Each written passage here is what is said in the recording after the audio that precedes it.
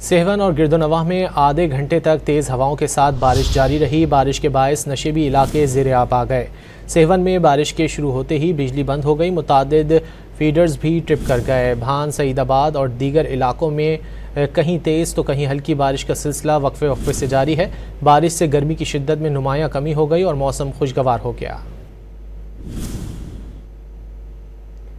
सेहवन और गिरदोनवाह में आधे घंटे तक तेज़ हवाओं के साथ बारिश जारी रही। बारिश के बायस नशेबी इलाके ज़ेरे आब आ गए। सेहवन में बारिश के शुरू होते ही बिजली बंद हो गई। मुतादिद फीडर्स भी ट्रिप कर गए।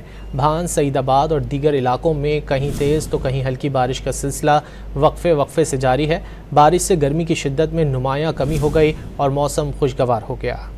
सेहवन और गिरदोनवाह में आधे घंटे तक तेज़ हवाओं के साथ बारिश जारी रही। बारिश के बायस नशेबी इलाके ज़ेरे आब आ गए। सेहवन में बारिश के शुरू होते ही बिजली बंद हो गई। मुतादिद फीडर्स भी ट्रिप कर गए। भान, सईदाबाद और दीगर इलाकों में कहीं तेज़ तो कहीं हल्की बारिश का सिलसिला वक्फे वक्फे से जारी है। बारिश से गर्मी की शिद्दत में नुमायां कमी हो गई और मौसम खुशगवार हो गया।